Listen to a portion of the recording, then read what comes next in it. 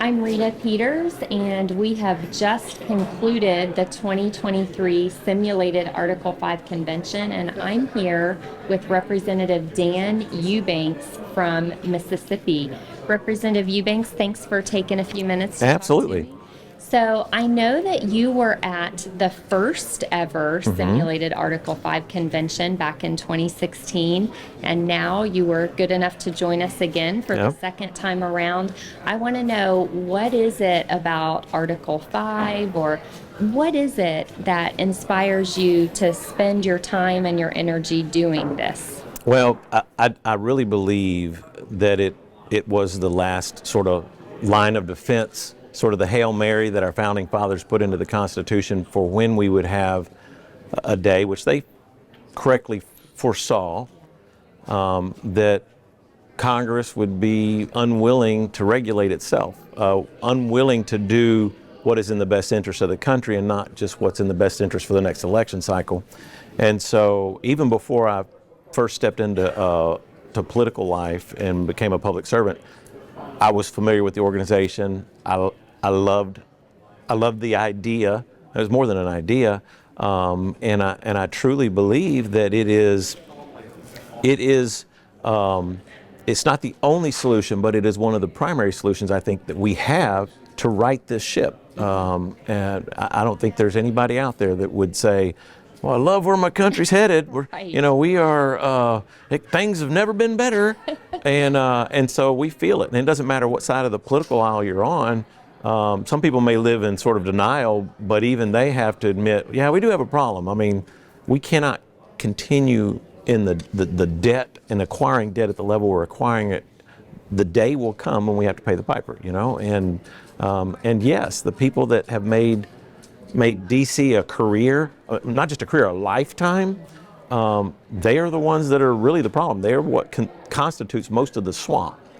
And so I think regardless of where you fall politically, you can recognize those truths and say, what's our option? And the only real major tool at our disposal is an Article 5 convention. Absolutely. Well, this year you were elected by the convention to chair the Committee on Term Limits and Federal Judicial Jurisdiction. That's a mouthful, Right. isn't it? And I didn't get to spend a lot of time in your committee room, but I heard several other people say that your committee was run very smoothly, very efficiently. So I want to first congratulate you. I had a good on team. that. I can't take all the credit for that, but But I just want to know, what was it like chairing that committee? Were you pleased with the way things went in there, and what were some of your challenges? well, it was a high honor, first of all, to have the opportunity to chair the committee, and it was in an area that I was already very interested.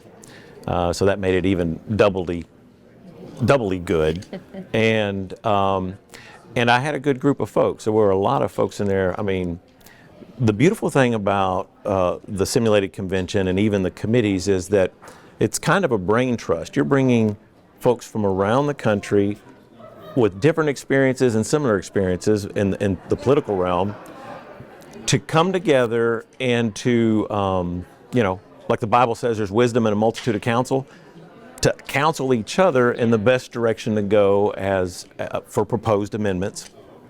And so we certainly didn't lack for folks that were passionate and had the educational skills and the foresight to know, well, this wouldn't work if we did this, and so things that you didn't see a problem with, somebody else might, and say, oh, we didn't think about that. And so that was the cool aspect of the committee process yesterday. The challenges, obviously, if you look back at some of the historical conventions, they didn't last for an afternoon, and so the challenge really is, how do you follow process and do it in an environment that is unfamiliar. I mean, it's familiar, but it's not the same as doing it back home in the legislature. But it worked, and we still got through the process, and I believe we produced some good proposals, and then we're able to bring it before the body and have it fine-tuned a little bit more. And I think that the most amazing thing about the process is all the naysayers that say, it's going to be a runaway convention and, Right. they're going to come take your guns or whatever it is, the argument is. There's so many of them out there. They don't understand the process. Yes. And we had folks that would, keep us within the guardrails of the call and whatever we were tasked to do, both in committee and with the entire convention today. And the fact that on both occasions, the simulated convention in 2016 and this one, nothing went off the rails. One time might be a fluke, but if you can recreate the environment and it come through and you still create a good product, then a lot of the argument that, it's gonna, all the naysayers, it kind of mutes their ability to claim that that's what's going to happen. And even when legislation started to drift, there was always somebody that would come over and say, we can't do this. You create more unintended consequences, or this isn't the original intent of why we're even here. And they would right the ship. And the guardrails really are the collective brain trust and the people that are passionate about the Constitution. If you love the Constitution, you're not going to want to do anything to destroy it. Right. And so it was just beautiful watching the whole process, both at the committee level and then on the floor. And I think it proves it can work. Absolutely. Well, that was the goal. Yes. That was the goal as an educational exercise. So can you share with us, no matter what it was, what was a favorite moment that you'll always remember, or, favorite thing that happened, favorite experience here? Well, probably, for me, it's sometimes when I have a paradigm shift, sometimes that can be the most memorable part of it. Obviously, it's great meeting your counterparts in other states and just having lively debate and discussion about, constitutional matters and what we endeavor to do while we're here. But for me, it's when somebody changes your way of looking at something and you're like, you come in with one idea, this is the way we're going to do it. This is the answer. I don't care what anybody else says, you think you know the answer. But then you listen to the different arguments and experiences of the folks on your committee, and you walk away and go, okay, well, you make a good point. Maybe I was looking at this a little wrong, and that's what I was talking about, sort of that collective brain trust. And you wouldn't get that if you just had 3 people in a room trying to make all the decisions. And that's the beauty of our country and the whole legislative process that we have. So I think just having some of my original thoughts of what the solution was challenged, and maybe realizing there's a better solution than maybe what I thought there was. That's probably my favorite part. Would you say that participating in this simulation process, and for our viewers who watch the live stream or who watch it later, watching the simulation process, do you think that this is something that maybe can give frustrated Americans a little bit of hope that there is a meaningful solution? Absolutely, because I know the Bible says hope deferred makes the heart sick. And if you lose hope, it doesn't matter where you're at in life. If you lose hope in your job, your marriage, your country,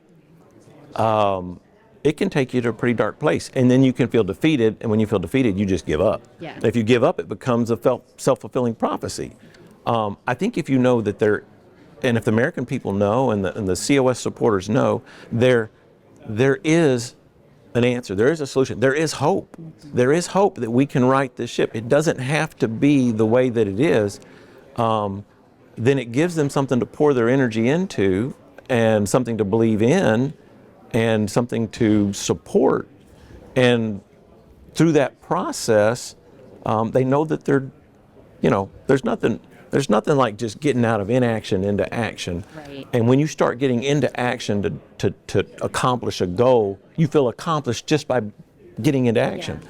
And so to have the hope and a solution, and then to get active in it, it'll just buoy your hope even more. And so, yeah, absolutely. I think that folks should realize we're not hopeless.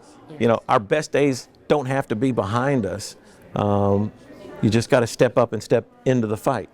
Very well said. Well, Representative Eubanks, you've been very generous with your time. I want to thank you for your service to the Okay. people back home in Mississippi, and thank you for your service at this simulated convention. Well, thank you. Thank you for what you and Mark and the whole COS team is doing and the love that you have for the country and for spreading hope.